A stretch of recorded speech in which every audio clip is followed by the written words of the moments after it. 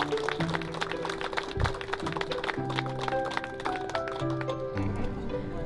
three.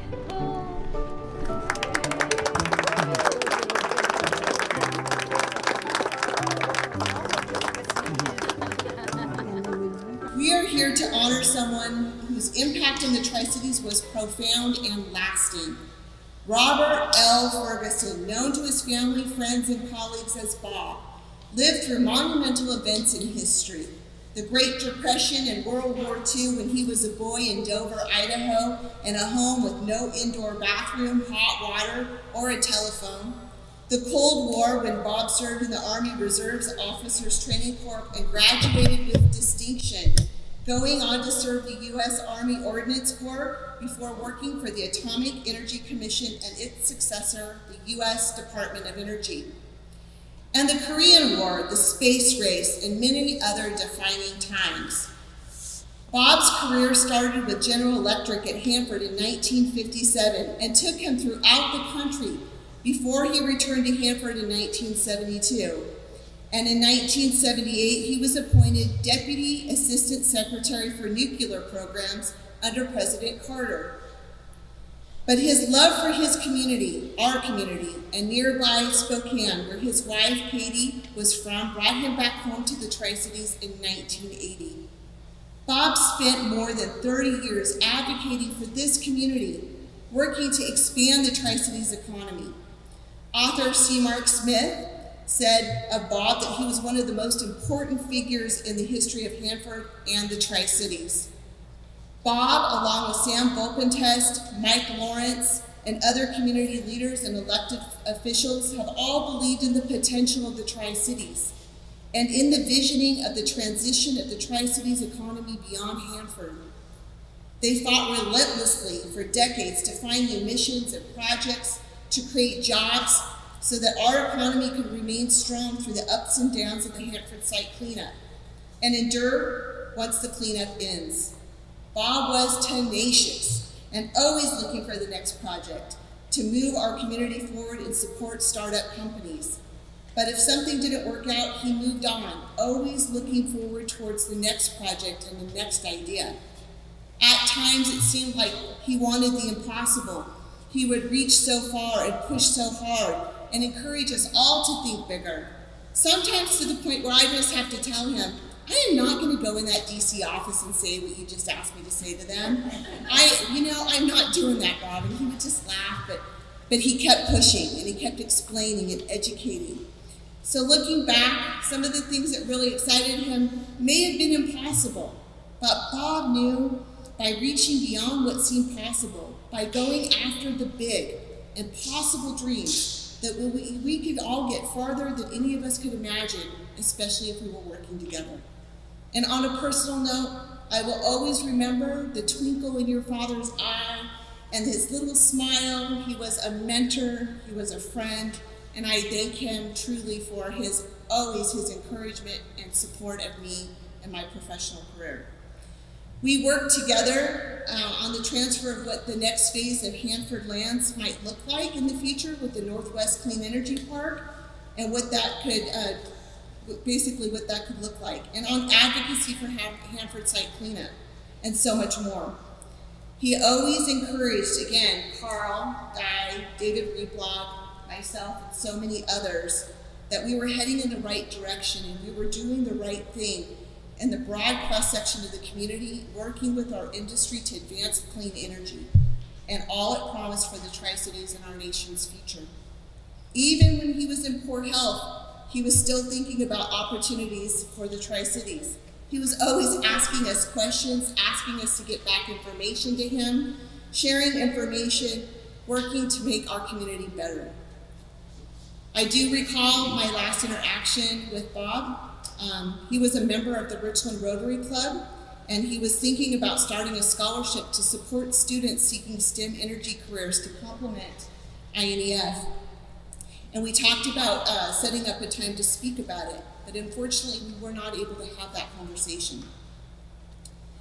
So let's leave here today inspired to keep going, accomplish the impossible, and realize the full potential of the Tri-Cities, because that's what Bob would have wanted us to do. And as he and Gary Peterson would always say to me, don't you ever give up, keep going. We lost a great strategic mind, but oh, what a life he lived. So now I'm going to turn it over to the president of our commission, Commissioner Rasmussen. Thank you. Good afternoon. I want to give my thanks to everyone here in attendance. There's so many familiar faces here, and it's really nice to have you here with us today. On behalf of the Port of Benton Commission, we are privileged to pay tribute today to such an incredible individual. As Diana mentioned, as we do our work over the months and years ahead, let's keep pushing to realize the Tri-Cities' full potential, because that will truly honor Bob's life work. The Port Commission passed Resolution 2301 last month honoring Bob, and I'd like to share it with you. It's my favorite part of these things. Whereas Robert L. Ferguson was an economic development champion for the Tri-Cities region, and whereas he was the first chairman of the Tri-City Development Council, and whereas he was the former chief executive officer of the Washington Public Power Supply System, now Energy Northwest, where he was involved in several vital energy projects, and whereas he was a tireless advocate of the Hanford site and co-founder of Clean Up Hanford Now, a nonprofit advocating for the cleanup of the Hanford site, and whereas he was one of the youngest reactor operators at Hanford's B reactor, project manager at the Fast Flux Test Facility, Deputy Assistant Secretary for the Department of Energy, and President of R.L. Ferguson and Associates. And whereas he was an essential leader in advanced energy and education initiatives, including a major contribution to Washington State University, which has led to the creation of the Institute of Northwest Energy Futures. And now, therefore, be it proclaimed that the Port of Benton Commission expresses its sincere and wholehearted appreciation to Robert L. Ferguson for his vision and leadership and dedication and advocacy for the Tri-Cities. Bob's generosity and compassionate spirit will live on in those who were lucky enough to work with him and remain strong for generations to come. And the impact of Bob's contributions to the community will forever stay a legacy throughout the community. This was dated and signed in Richland, Washington on the 14th of June, 2023. And we'd like to present a commemorative version to the resolution to the family and take a photo. All the girls. Now, please help me welcome CEO of Tridec, Carl Guy.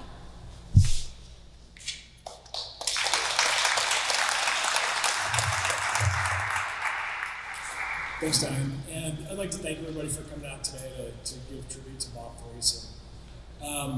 Diane and Commissioner Rasmussen did a great job of talking about Bob and his accomplishments and like the mark that he's left on the Tri-Cities, which is huge. I've been here 3 years. I came down the river from Lewiston. Before that, I lived in a place called Sandpoint, Idaho, which is ironically right next to Dover, Idaho. And 2 years ago, David Replag, our Vice President of Federal Programs for Tridec, and I got a chance to sit with Bob before we moved to Arizona. And we sat and talked for 3 hours. And I think this is what I like to leave with the group today.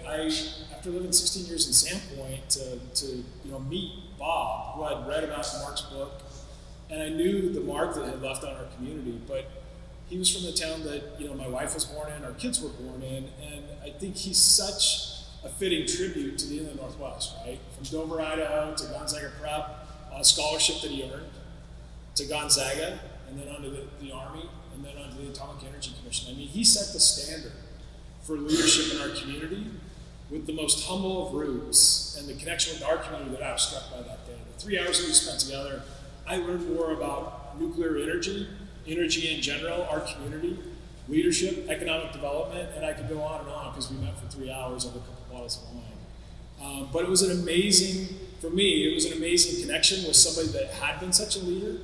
And really in our role in Tridec and representing our board of directors and investors, it gave me an insight into the legacy and the history of our community and what came before us. And really it gave the context for the projects that we work on today, because these projects, as we move forward together as a community to make sure that we we continue to diversify our economy, bring in new employers, make sure that we're the right place to live, where people choose to live, where we are the employer of choice as a community, that we're standing on Bob Ferguson's shoulders and the other leaders of our community and TriDec and everybody else around the Tri-Cities, and we need to remember that. When we celebrate our successes, we're standing on their shoulders. And I appreciate it. I learned that day 2 years ago with Bob. I wish that he were here with us today, but I think today we can remember him and we can tell our stories and we can have those fond connections that we had with Bob and just say that he was a leader. You know, I think the thing that I learned just growing up in the Northwest and hearing about this thing that was, I won't say the acronym, but I'll say the predecessor to the Energy Northwest. And what happened there, Bob summed it up really concisely, and he said, after World War II, there was a forecast that showed electrical demand that was just a 45-degree line that would never end, and we would always need more electrical power. That demand wasn't there. The forecast was wrong. And since then, we've seen that forecast line for electrical demand go up and down. And I can say right now, with our partners at Energy Northwest and the rest of the community, that we need that electrical power that we weren't able to get back then because the demand wasn't there. The demand's here today. Things like the Clean Energy Transformation Act in the state of Washington, things like federal programs that are around carbon and climate change. We need that electrical power, and we know that nuclear power, that Bob is one of our champions, is going to be that baseload. But then there's the whole other aspect of energy that we struggle with as a state and a region, like transmission, different generations, you know, the difference in between investor-owned utilities and public power. And so Bob was, again, a leader in our community by making the initial investment in the Institute for Northwest Energy Future that Sandra's going to talk more about today. So I just wanted to share my connection with Bob and talk about what I'm just amazed at the leadership that he provided for us. I'm reminded of it every day as I do my day job and really inspired by Bob Ferguson. So I thank everybody for coming out today.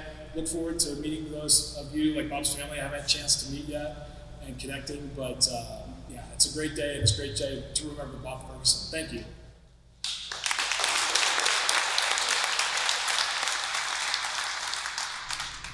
So now I'd like to turn it over and welcome the mayor of the city of Richland, Terry Christensen.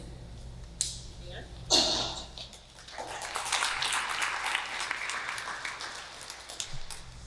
Someone here that's got a proclamation that I get to read.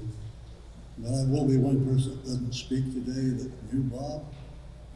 Talks about a name that I worked with a handful for years and years, and I've been a resident here in the Tri-Cities since back in the 40s.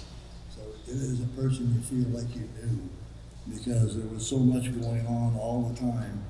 That always had Bob, that might have had Sam Wilkins West in it, and actually I went to school with Gary Peterson.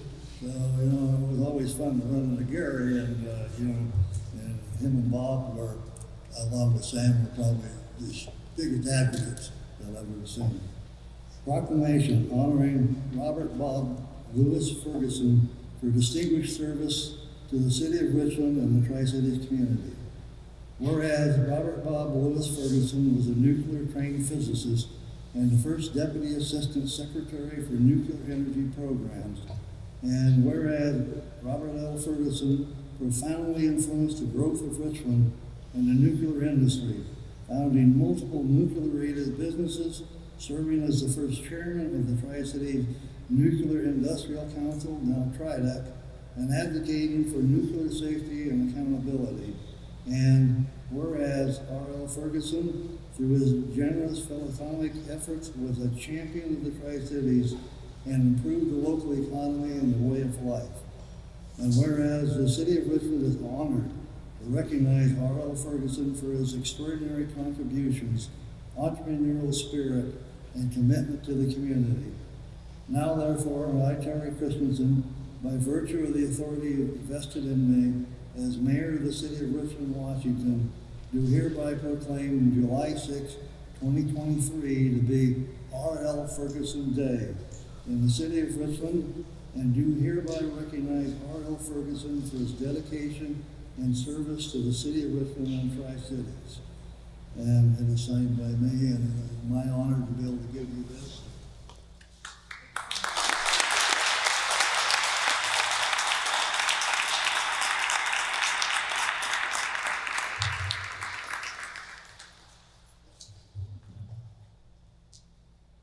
Next up, I'd like to welcome CEO of Energy Northwest, Bob Schutz.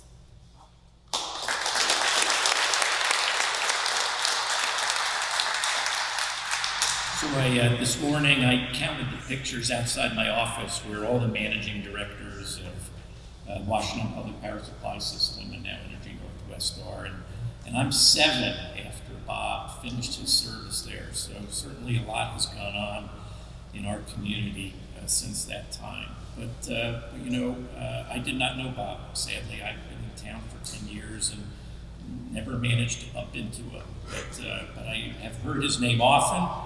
Many, just not those here today, speaking fondly of him as truly a man of service. And so it was June 1980. I was not out of college in June of 1980.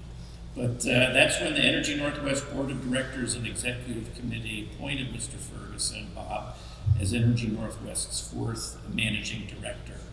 And that day, Bob stated that he considered the job to be one of the toughest and most important jobs in the country at the time, which proved to be true. In reference to building nuclear energy plants, he stated, "The nuclear utility community of the entire nation is looking to us, the Tri-Cities, to successfully complete the major commitment to nuclear energy. If we can't do it here, nuclear may well not survive in the country as a whole." And back then nuclear energy was, as Carl mentioned, mostly about power, okay? Keeping everyone's air conditioning running on days like today and the lights on. Today we think of it more in its role for clean energy, right? And that was just not at the top of the agenda last week. But that phrase that I just read, attributed to Bob, we use something very similar to that today. If our country is going to achieve its clean energy goals, and we're lucky here in Washington State to already be so far down that road, right? Almost 85% carbon free already. If it can't get done here, it probably won't get done at all. It can't be done anywhere else. So a visionary for his time. He was viewed by many, continues to be viewed as the man who saved the agency. A lot of controversy with the supply system at the time. He managed to turn that around. He had a reputation as a no-nonsense manager who made completion of Columbia Generating Station his top priority.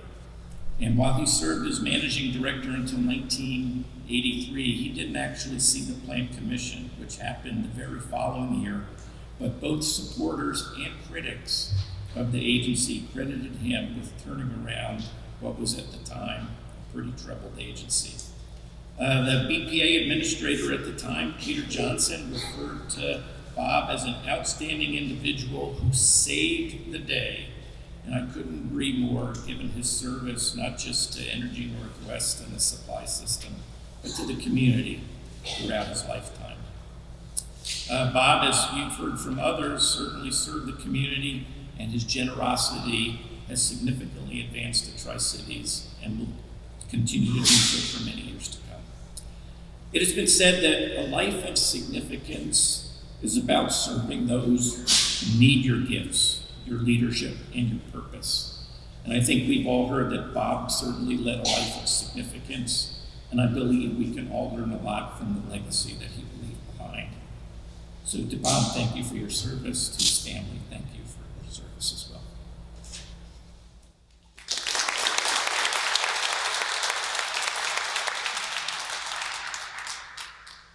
So we're going to turn it over next to welcome Chancellor Sandra Haynes from Washington State University Tri-Cities. Chancellor Haynes.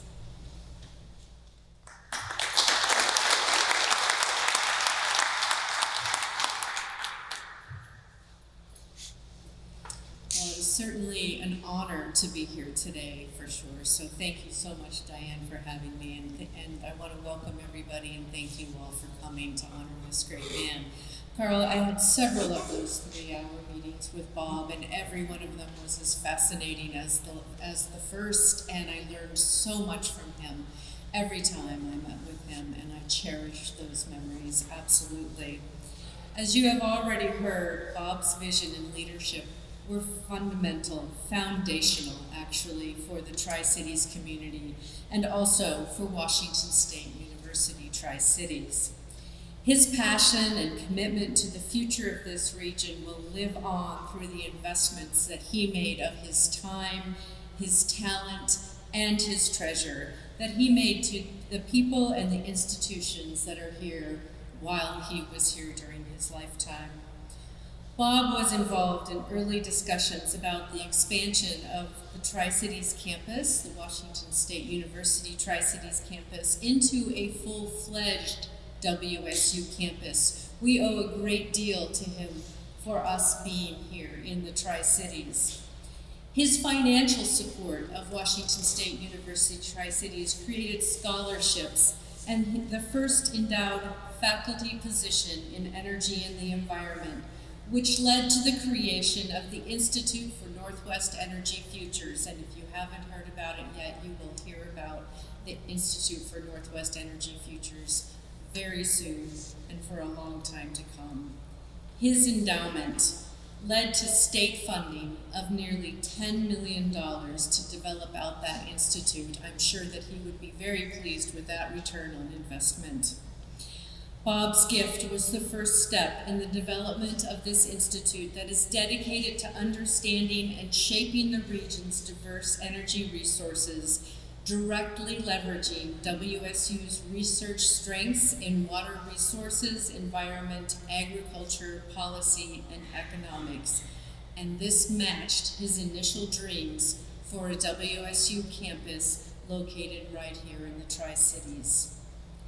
Bob was a visionary leader who moved to the Tri-Cities in the nuclear age and envisioned a future in which the Hanford site would become an energy park, leading the way in new power and fuel sources for our changing world.